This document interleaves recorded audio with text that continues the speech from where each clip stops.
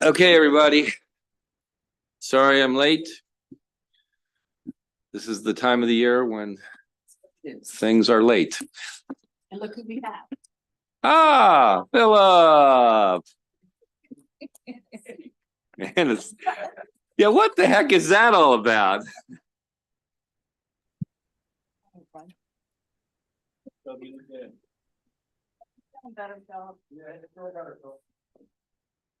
All right.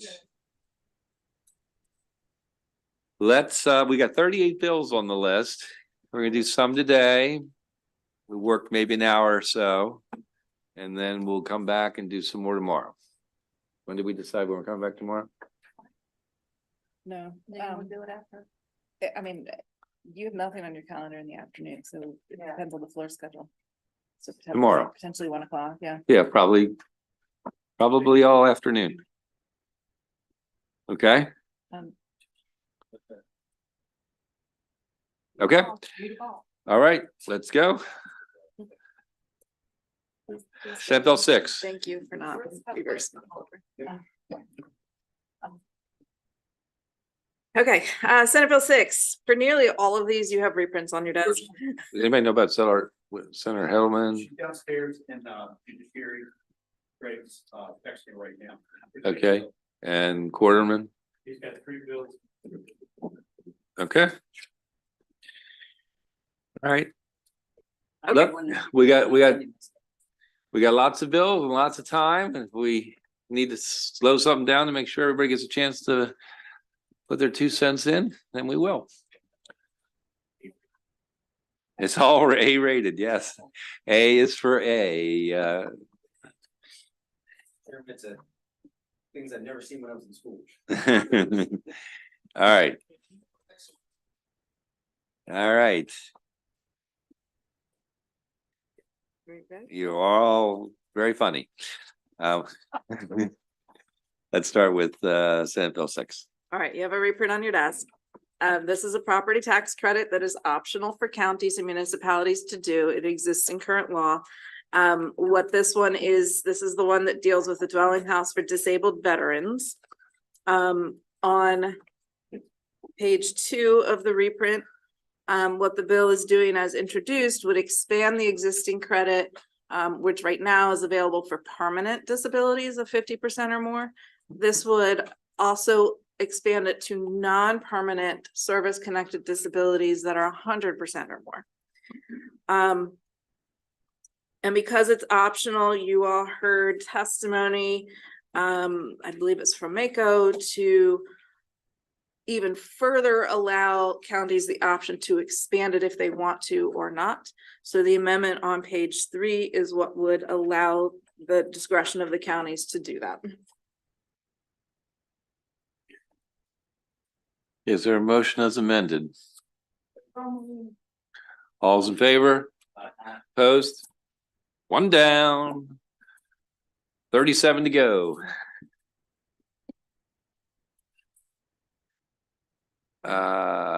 21. All right. Senate Bill 21, another reprint on your desk. As this one was introduced, it created a new program with a $60 million mandate in 2026, beginning in 2026, for basically school construction specific to high school sports stadiums. You all actually had this bill last year, and what you passed last year, which is what the chair asked me to prepare, is an amendment to strike the new program, but instead have a study, which was also in this bill, and you can see that on page 2 through 3. This study, as well as section 2 of the bill, the bottom of page 3 and onto 4, are identical to what you passed last year, with one exception, which was this year. In conducting the study, this language would allow the IAC to hire an independent consultant to do the study.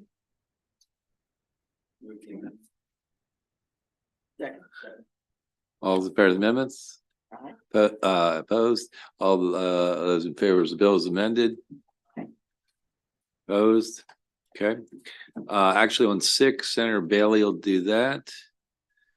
And Senator King? Sure. 21. All right, 25. Oh,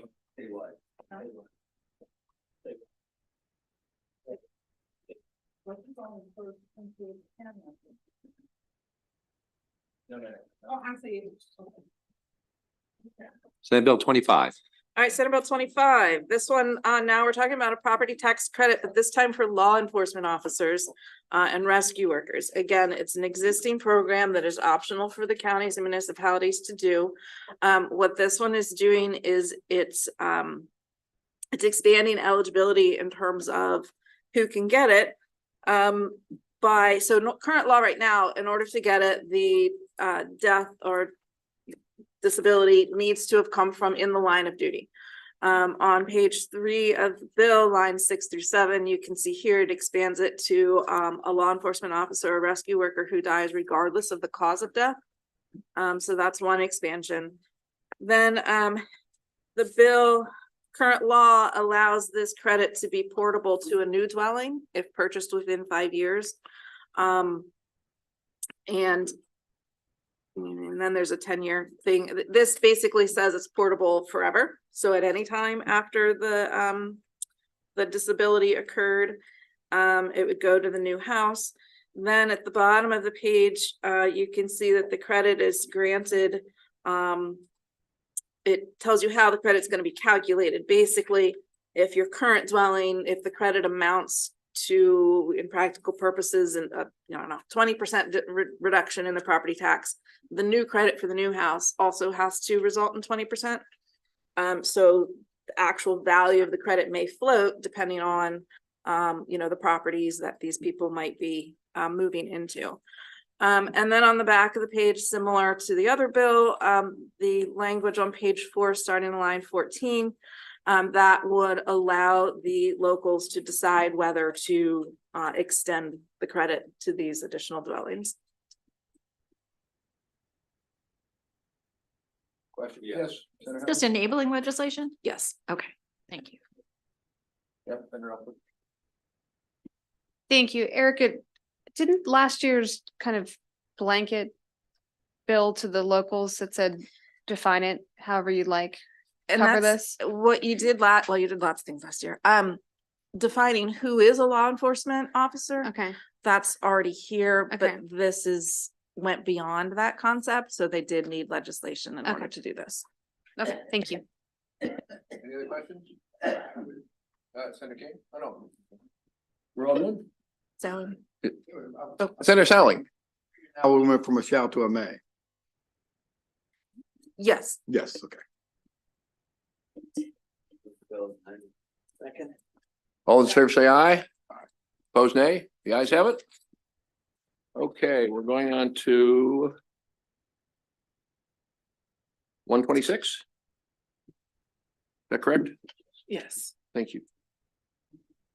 Senate Bill 126 temporarily pauses the requirement that the Secretary of Transportation withhold a portion of the state's annual operating grant to WMATA when WMATA's budget increases by more than 3% over the previous fiscal year. You should have a reprint at your desk. Amendment number 1 makes changes to the purpose paragraph. Amendment number 2 extends the time or postpones the requirement for the withholding until 2028. And there's also a section number 4 on page 2 that requires withholdings to take place when WMATA's chair has served more than 2 previous years or represents the same district.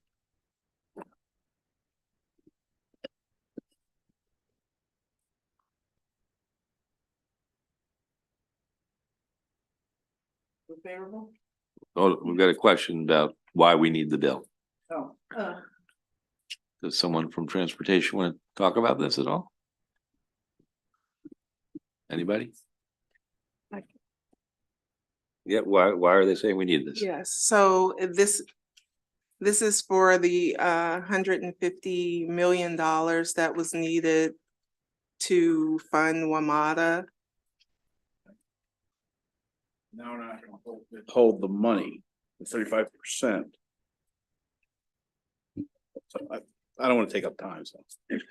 That's all time we need.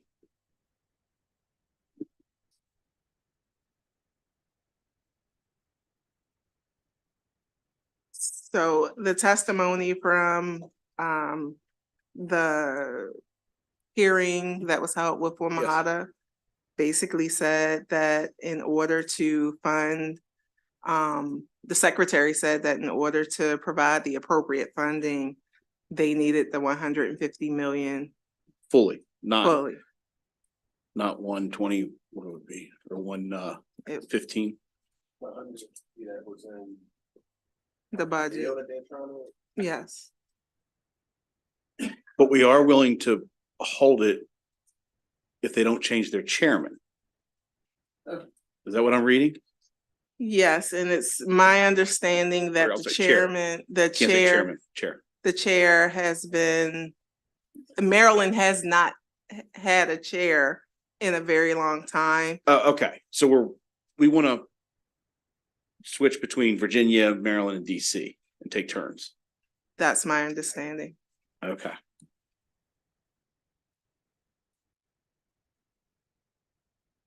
Tell you what, we're gonna hold this till the end of the calendar.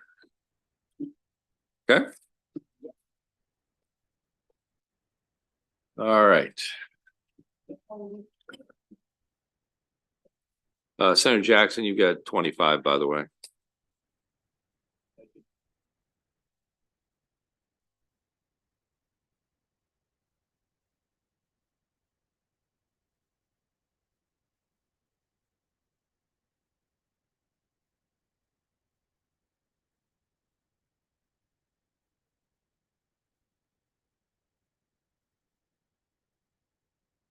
$161. All right, again, you have a reprint because it's lengthy. I did mark it up.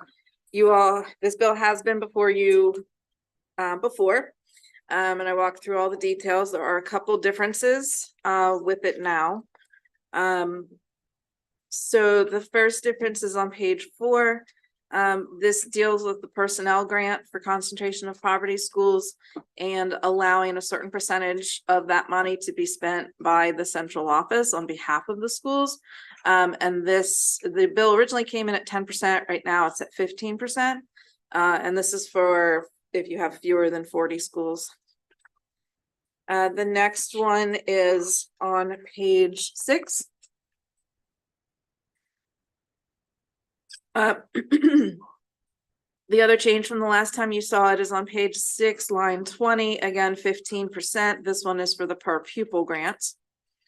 What is new is at the bottom of that page, there was some discussion, I believe, somewhere about wanting to know more about how these funds are being spent, and how many students are getting the wraparound services and the impact that they're having. So this begins language on a report that the community school coordinator needs to submit to MSDE and the AIB. And then that continues on to the next page. Basically, AIB and the department will then kind of compile all of those reports, take a look at them, and then submit a report to you guys on methods for ensuring that funds provided under this section are used appropriately and effectively. The rest of the changes I did mark, they're not different from the last time that you saw this. Do you want me to go through those or skip to the next difference? I'd go to the difference. Okay. Page 11 is the next difference. This is in completion of the each community schools coordinator has to evaluate the needs of the population within their own school and come up with the needs assessment as well as an implementation plan. As introduced, both of these would have need to have been approved by MSDE. That is struck, and instead it just authorizes the department to provide comments on the plan. Some other changes here are just some bill drafting stuff. And so that completes the differences between the last time you all saw it. Has the AIB weighed in on this at all? Yes, they're fine. They actually provided the language on the report, so favorable. Second. All those in favor? Opposed? Senator King? 194. 194. Can you all hear me? Oh, hey. 194, as introduced, is a procurement bill that would have required DGS to grant a waiver from the requirement to use Maryland Correctional Enterprises for supplies or services as required by statute. You do have, should have a reprint before you. The reprint does two things. The first is instead of having DGS make that determination, it makes the Pricing and Selection Committee for Preferred Providers the entity responsible for administering the waiver process. And the amendments also, instead of requiring a waiver, authorize a waiver. So it would be up to that Pricing and Selection Committee. They're the ones that actually set the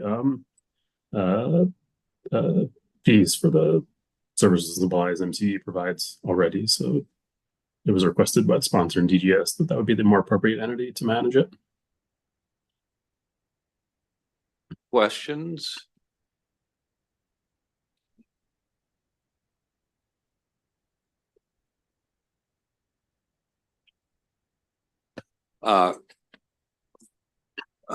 Senator Corn.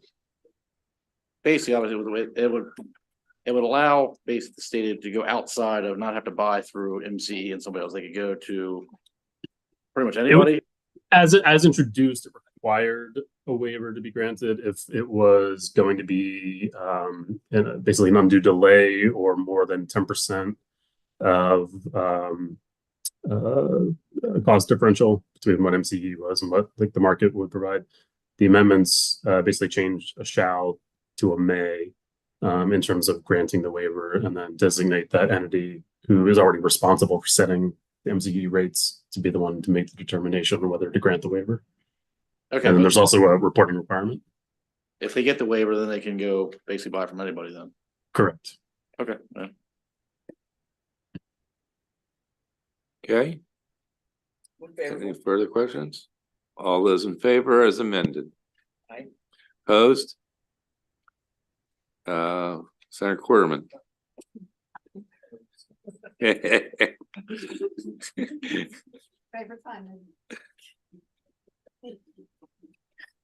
So we're pleased to have Senator Augustine here with us.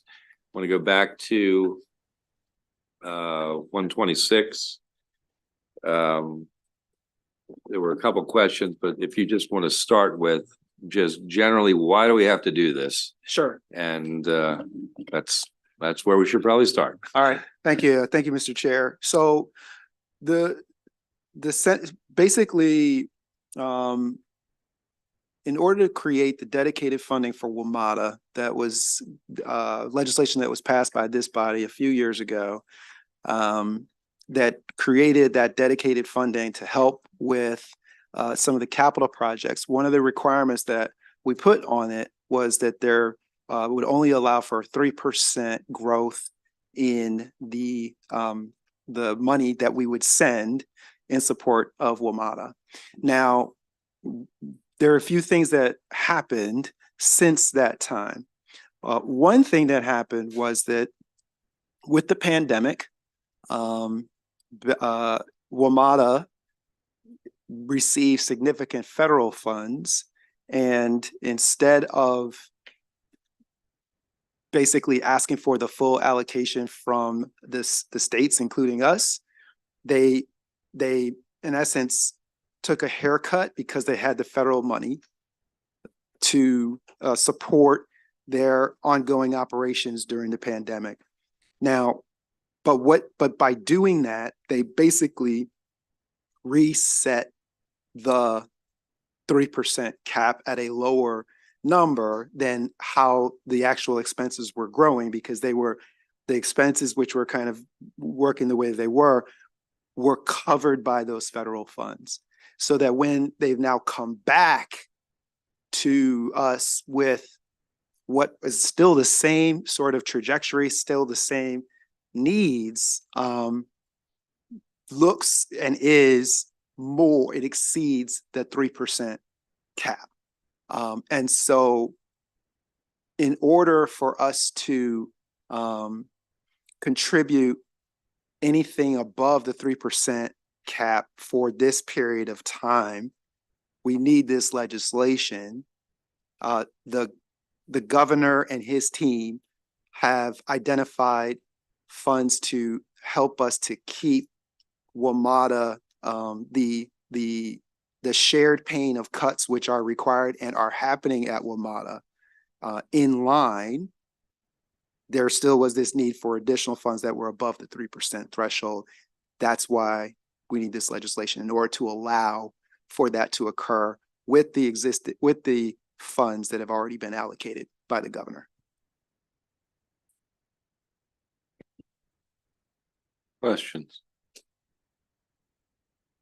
So during the pandemic, monies that we had projected to give to WMATA didn't go there. Correct.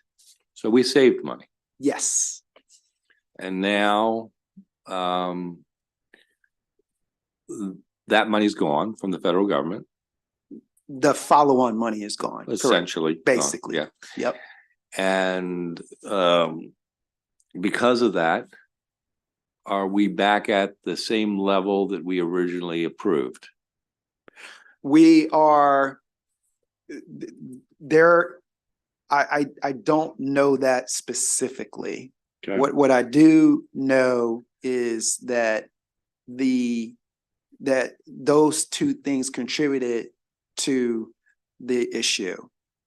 There is an additional piece of this, which is that the recovery on ridership has also not kept pace as well. So that's the reason why I'm saying, like, there are other reasons as well why the costs, are there's significant costs, and then they are requiring certain cuts and and trying to do that.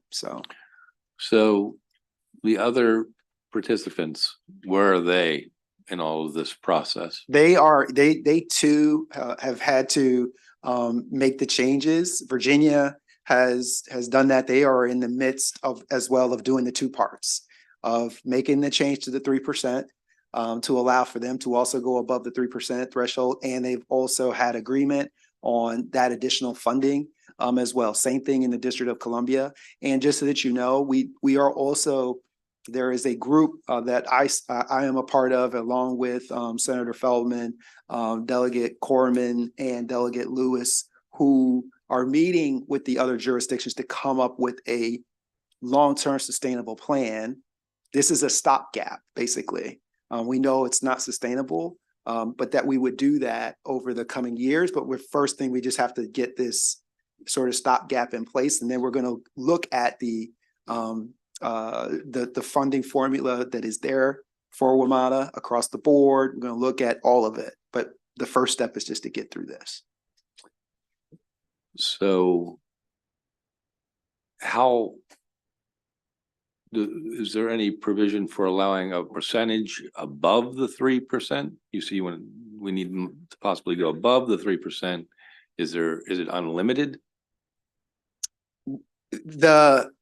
My understanding is that the first of all, the 3% was an agreement that was made. This just provides for, and there still is the budgetary control of whatever the governor and the legislature decide. Right. I mean, we still decide how much money they get or they don't get. But it's still under the same rule where everyone has to do the same or it doesn't work. Yes, it is for all the jurisdictions. That it is all, there is a formula, that formula is there too, that based, that there is a funding formula that based on our portion of WMATA, we have our part, Virginia has their part, and the district has its part as it pertains to the operating budget. The legislation with the amendment, I think, just provides for a window of relief, a couple of years of relief from the 3%, understanding that we do want to make sure that we're keeping the costs in check long term, but that once we rebase, we should be able to then be able to get back to that more steady state of the 3% growth. Okay, Senator McCray. Thank you, Mr. Chair, and thank you, Senator Augustine. I guess my question is kind of in line with the chair. So I was under the perception that Virginia was still in negotiation legislature in the executive office in reference to what their contribution amount would be. I don't follow the issue as close as you do, but can you like help? Because I thought that our amount is dependent on the other jurisdictions' amount. So can you tell if there's some level of closure or if it's some type of finality? Because that would then help with like, what is that 150? What is these other portions that have been budgeted for this respective issue? The general manager of WMATA created a budget that showed it started, and these are not exact numbers, but I'm just sharing, like it started at like a $750 million deficit. They came up with cost savings and then also some accounting things, preventive maintenance and things like that, to where and contributions including from the employees, you know, basically not having raises, like all of these things in the new budget to drop that number down to about 450 million. And that from that 450 million, which their proposal, that the jurisdictions based on formulas would could fill that gap. And the portion of the 450 based on the formula or close to it for the state of Maryland, based on the way the formulas work, is 150 million above, okay? Based on the way the formulas work. And the others were similar. But you're absolutely right that it is the situation is that we are not going to give more than our formula share. Mm-hmm. So right now, for example, the original commitment from the District of Columbia was 200 million, which is less than the formula would for the 450. And so that would mean that we would not, you know, and the budget happens for WMATA in, the approval of the budget happens in April, and it's effective like ours in July. So that approved budget, if they do not go up, then that has to come down. They have to find savings in other places in order to get there, and our number is going to go down similarly. But the way that it's playing out, Senator, is that even though we had an original number, the 150, which was that allocation, the folks from Virginia have been going back and forth, like you said, but as of, you know, but they're going to go first because their session ends before ours. Like they have to finalize their budget. They're going to be going, you know, home. And so they are then going to set that baseline. So if they come out with a number that is less than the formula amount, our number automatically is going to go down. Okay. And then the district's number is also going to go down, and WMATA is going to have to figure out how to get to a balanced budget. Okay. So when I look at the testimony for the bill, when I look at the fiscal note for the bill, everybody's referencing the 150 inside of the bill. I can't see 150 on here, but it may be somewhere within there. Yeah. So the reason for that, Senator, is because the 150 is additional to, it's because of the gap.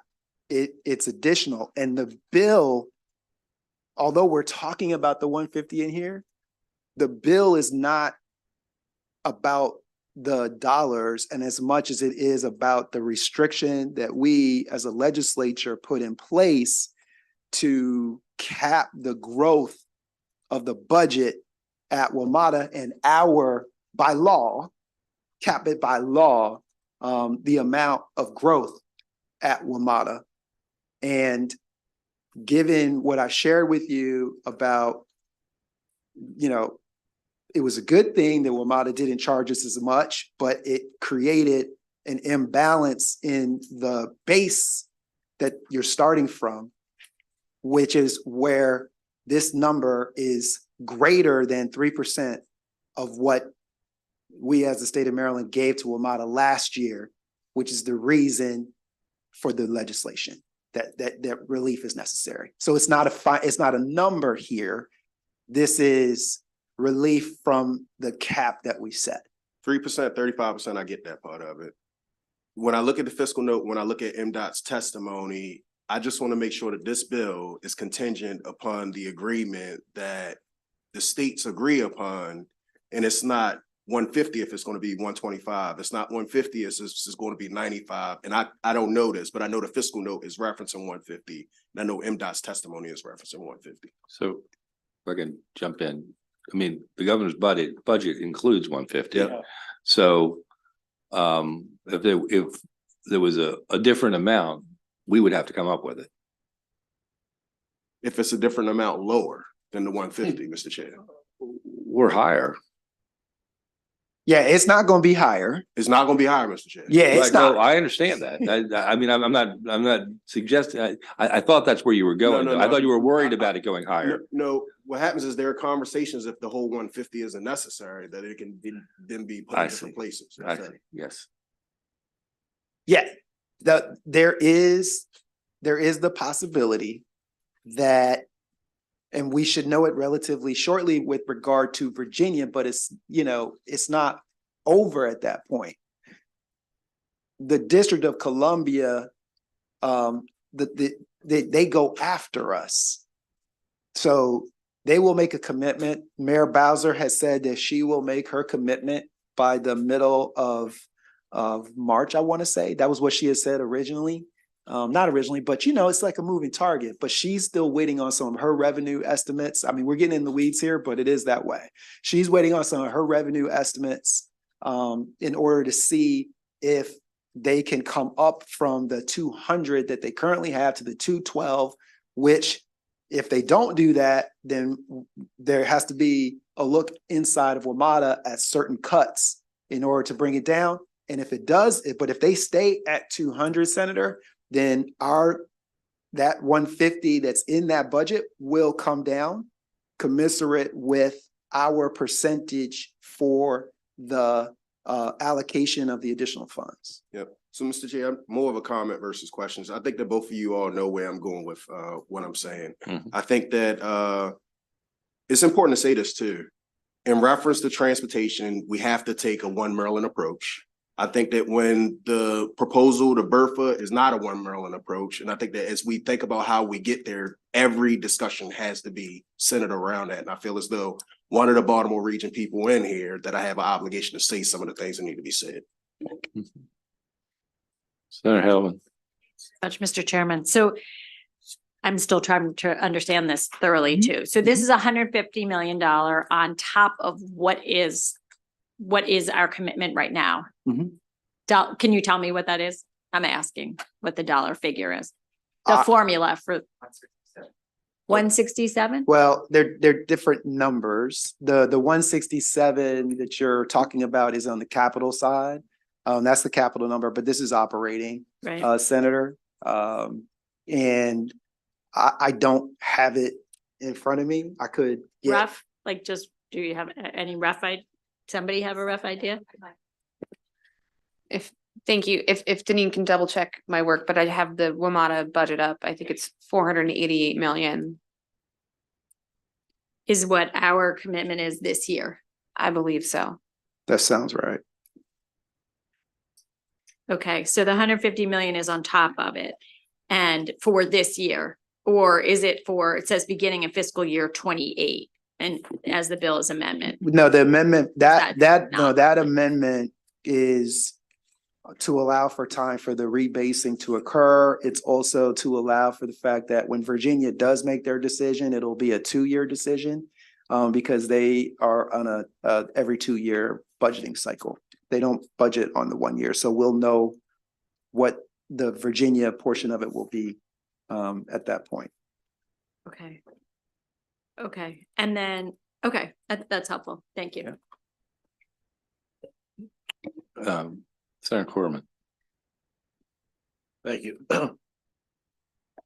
I'm just trying to understand it. That's all it is. Yeah, So the 150, back to Right. that. You made a comment that it won't go up. Yeah. Right, but when the physical, there's the 150 of general funds, but then there's like 70 some million of transportation trust funds. So it says it's 223 million. Mhm. So if the 150 number doesn't go up and it goes down. Right. Is the general funds that go down first or the transportation trust money goes back? Like how does that all work? Cause it's the physical, it says 223, not 150. That's where I'm confused. So that's just confusion. Sorry. Does that make sense? Even what I'm asking? Yes. Okay. It does. I'm not sure where he got the 150 from. That would be the answer. It's like, where did the governor? I mean, if it's. Get the physical, it says 150 there's from- General funds and the other 70 is straight out of the The transportation. transportation trust fund. So if that number goes lower. Yes. Who gets their money back first? The transportation trust fund, the general fund money? Okay. To save the state as much money as possible. And legally? Okay, y'all know y'all the budget people. It is. Yeah. You got it right. All right, Yeah. appreciate the clarification. Sure. Thank you. Okay. Any other questions for the senator? This is the added language regarding the chair. Yeah. You want to know what that's about? So basically, I think what was explained is that we want to make sure we rotate. Absolutely. We get a turn at the Absolutely. chair. So the and shift. for a number of years now, the chair has been from Virginia. We just think it makes sense for it to rotate on a much more regular basis, such that we I make agree. sure We that should do that for each of the the, jurisdictions are for tag leading. state. So, Yeah. Good. Like, okay. Yep. Okay. I think we might need to bring some other folks in. I hate to say it, but I do thank you really for your time today. Okay. Yeah, I think we've got I think we were gonna want to dig into the numbers a little more. All right. Because Okay. that's what I feel that's where my folks are. Okay. But thank you. Sure. It was very helpful. Yep. All right. 279. Okay.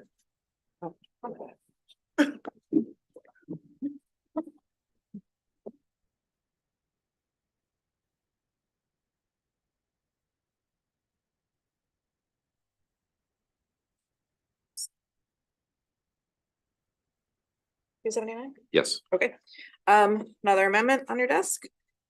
This one, you've seen this one before as well. This is the one for, pardon me, for Maryland Tax Court only. This is a departmental bill wanting to assess a $100 fee for filing at that level, for any income producing property at 5 million or more. There's an amendment here. That there was some confusion as to who needed to pay this $100 fee.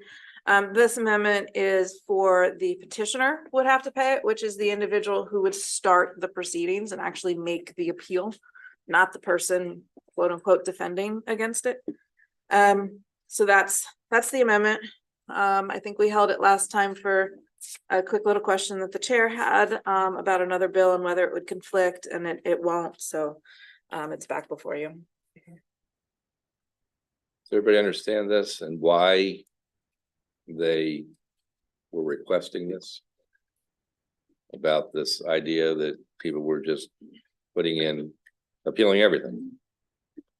And that hopefully this would at least stop that. Obviously, it is an increase. That's a problem, and it is an increase. Anybody have any thoughts about this? Do you want to share? How do you think I'm gonna go about the fee part, but it's the non-refundable part. That has to be more of a concern of if they appeal it. And they are the victors per se, whatever you want to define that. They still lose their $100. Just that doesn't always seem right to me but that's just my 2 cents. Would it change your feeling about the bill?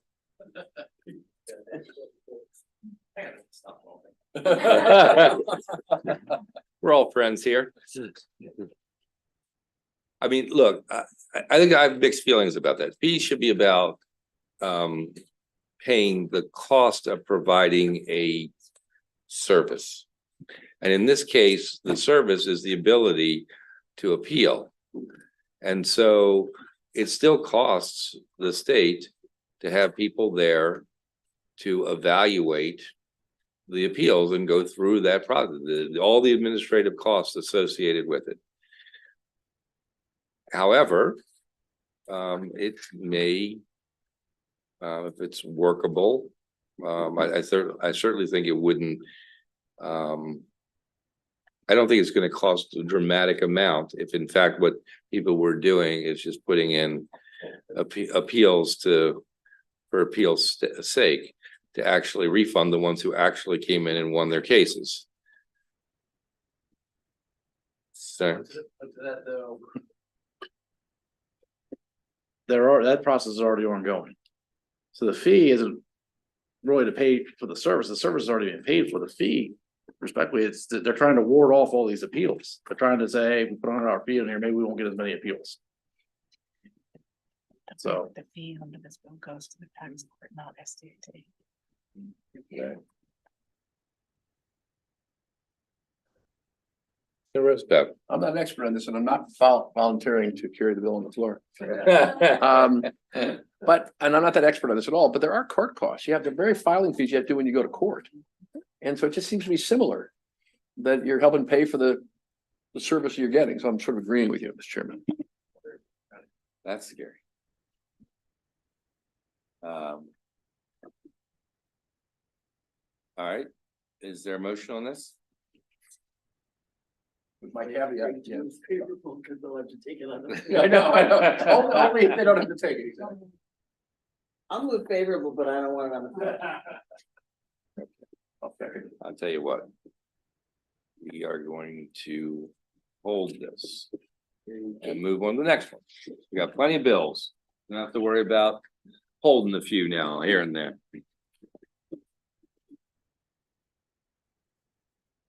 All right. 286. All righty, another reprint. This one, as it was introduced, it dealt with the homeowner's property tax credit.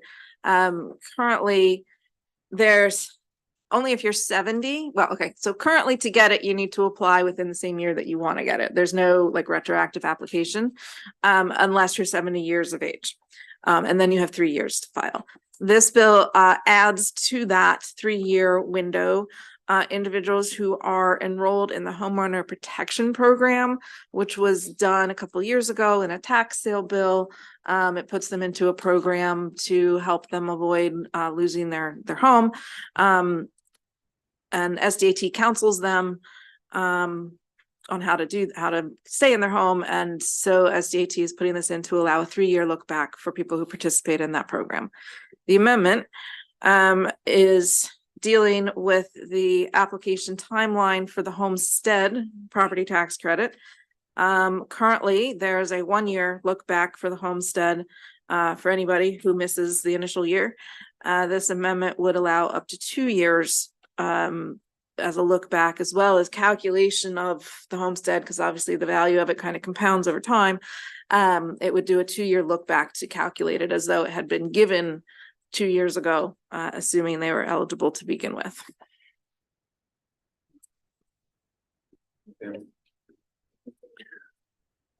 Favorable as amended. All is in favor?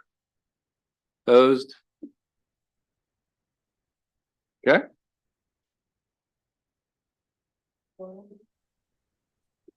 Senator Zucker. Good man. Move to reconsider. I know what's wrong with that. Okay. 320. 320 is a joint committee on pensions bill. As introduced, it was fixing an error in the bill extending the period memory could be in drop last year. There was an age cutoff for age 60 that applied erroneously to LEOPS.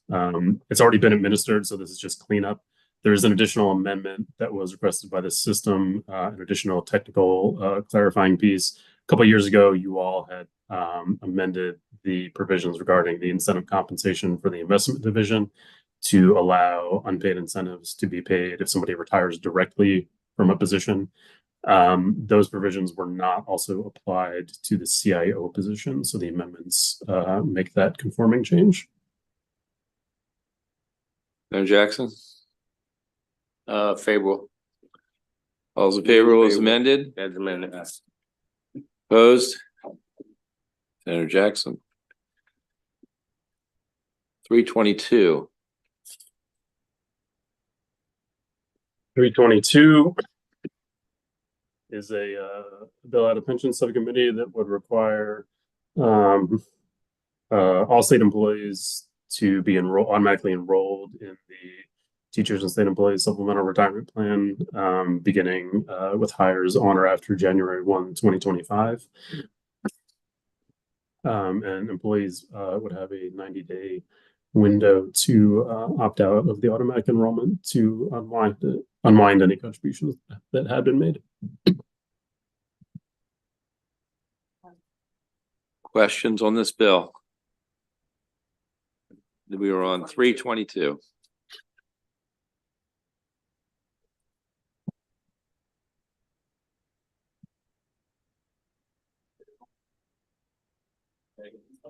Okay. All's in favor? Opposed?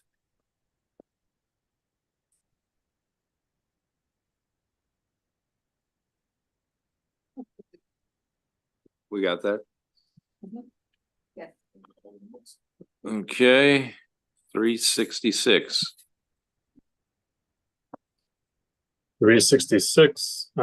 This is a pension bill dealing with reemployment of retirees. As introduced, it was addressing an issue where there were some reemployed retirees basically being funded by MABE, but they were being technically employed by a local participating employer. So the bill has a window of opportunity for any individuals who were impacted by a retirement offset for that to be unwound and refunded. And then the bill, there's also amendments that the system had requested a few years back. There was an additional exemption introduced to allow for an offset exemption if somebody is basically grant funded with non-state money. The system has indicated that this doesn't really happen, and the administration of that is overly cumbersome for them to do. So they subcommittee agreed with the system's recommendation to also repeal that. And then the bill sunsets the provisions of the bill as introduced. Jackson? Favorable. As amended. Any questions? All's in favor? Aye. Opposed?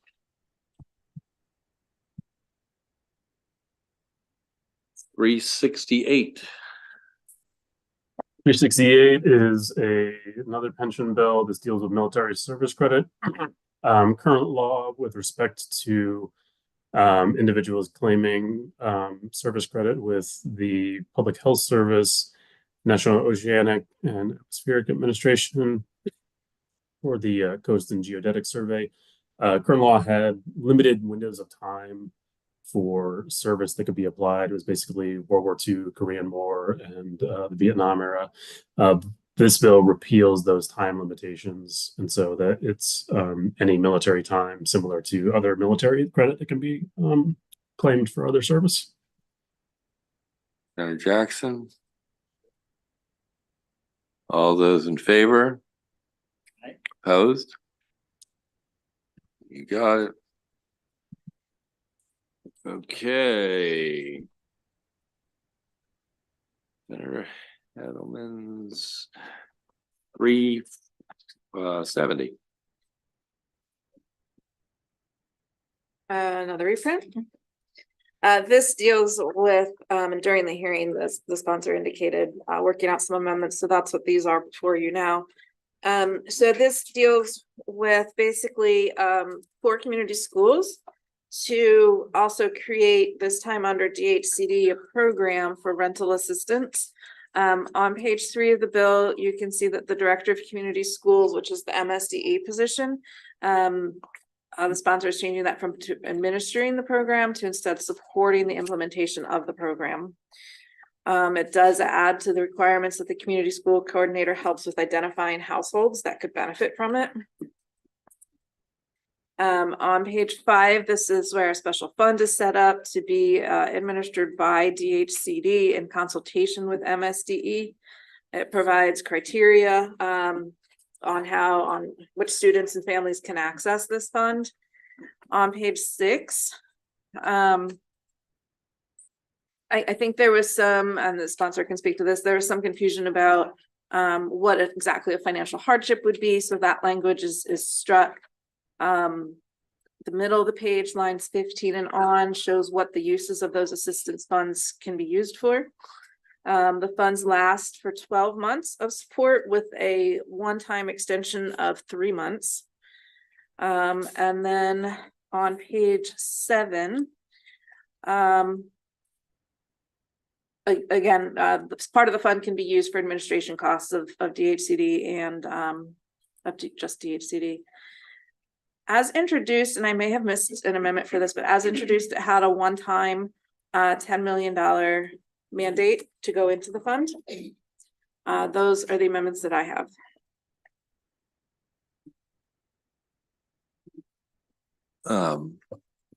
It was a one-time, it was a 1-year mandate? For fiscal 2026 only, yeah. Senator Heldman? Thank you, Mr. Chairman. I missed that too. Yeah, that should obviously be changed. In addition, I would like to just say that we've been in discussions or had really good conversations with the Department of Housing and Community Development and MSDE, and flipped around the responsibility for administering this program to DHCD, and that everyone is very comfortable with. One comment on if you're changing the shall to a may. I don't know if the committee wants to consider striking the for fiscal year 2026, because then that would give the option in any year moving forward as opposed to 1 year. You say before or for? Oh. Hmm. I see, instead of striking for the. Striking that it would only be for fiscal 2026. I don't know that we need a year in it at all. Right. That's my suggestion. Yeah, but and just, yeah, it just may and no year at all. Yep. Okay. Yes. Responsible. Why didn't this come under the Department of Education?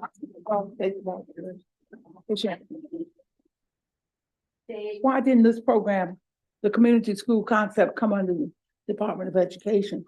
I mean, it's centered around academics, isn't it? Or it's learning and other, it's some wraparound services.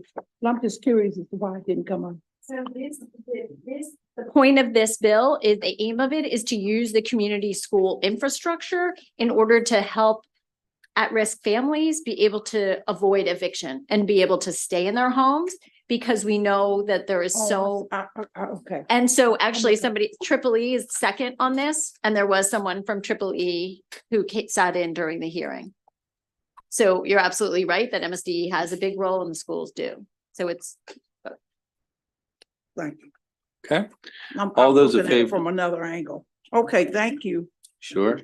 All those in favor as amended? Opposed? No, she's not opposed. No, it's Senator Salling too.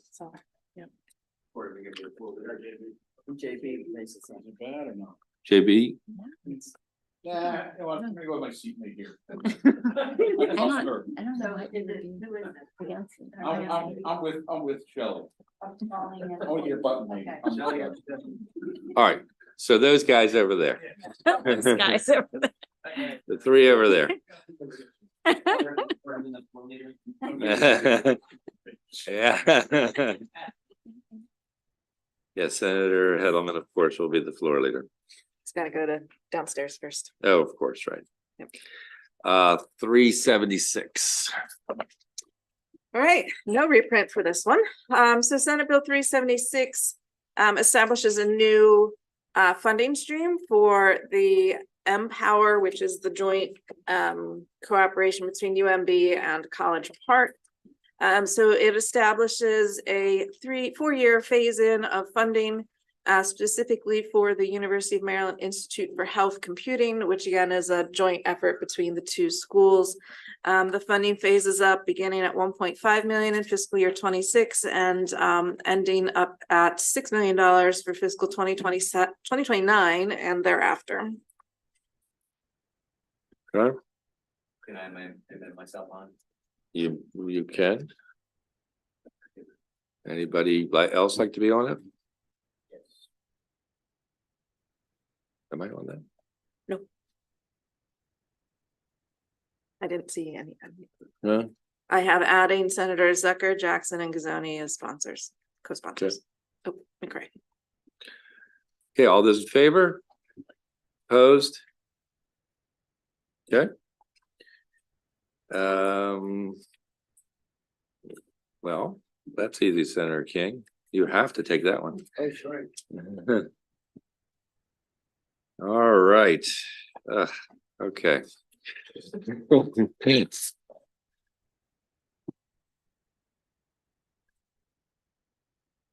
394.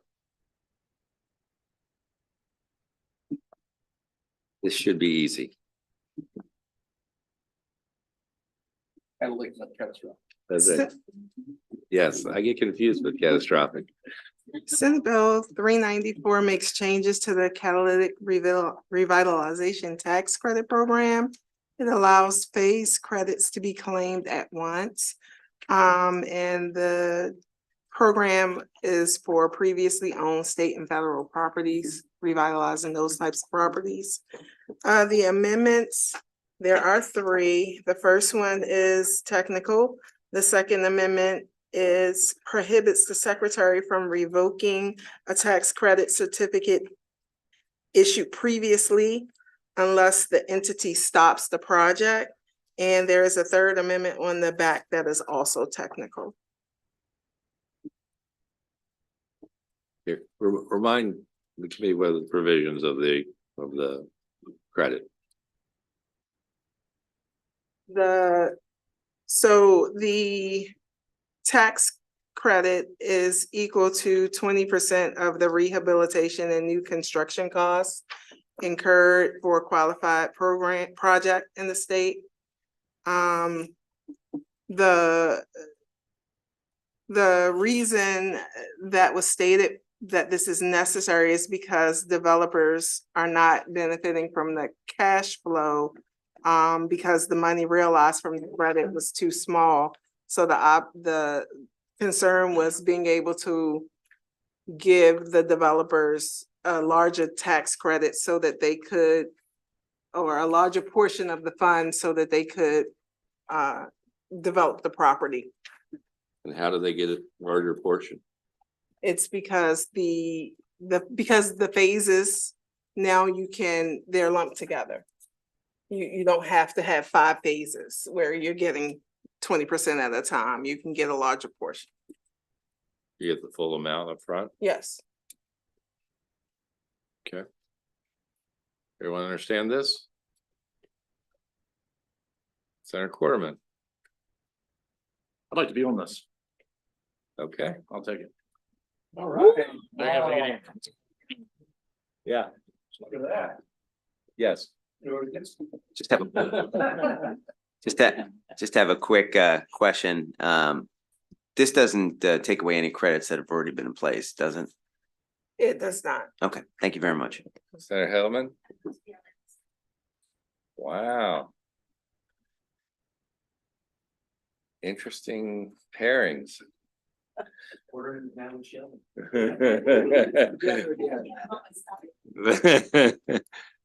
All right. Quarterman's the floor leader. All those in favor as amended? Opposed? All right. Yet another wonderful Senator King bill coming up, because they're all wonderful, right, Senator King? Yeah, 419. Okay, so the therapeutic childcare program was started a couple of years ago. And it had a mandated funding of $3.7 million, which expires the last year of that in current law is fiscal 2025. As initially put in, this bill would have made it permanent. The amendment would just extend that for another 3 years. Thus, the last year of funding mandate would be in 2028. As amended. Anyone have any questions about this? These are the kids that are come with disabilities, is that right? Yes, these are the kids that, if they catch them early enough, they can catch these babies on the spectrum, and when they start working with them early, by the time they're adults, you would never even know they were on the spectrum. It's amazing what they can do. Good bill. Who wants to be on the bill? Raise your hand. Look at that. Yay. All right, Senator King. Thank you, guys. That's a good one. It is a good bill.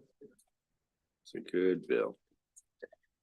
489. 49, this is Joint Committee on Pensions legislation. As introduced, the bill is updating the board's processes regarding providing information to members. Currently, they are working to phase out the paper mailed personal statement of benefits now that they have the online portal that provides much more up-to-date information. They've been experiencing some issues where members are relying on outdated information rather than going to the online portal.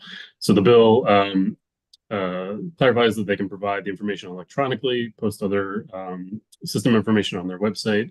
And then there was an additional amendment requested by the system to update the scope for the yearly board of trustees educational training requirements. Jackson. All right, all those in favor is amended. Thank you. All those in favor, aye, opposed, nay. Ayes have it. 490. 490, this is another Joint Committee on Pensions bill. This corrects an obsolete reference to the 1967 Consumer Price Index, or in the statutory provisions providing for cost of living adjustments.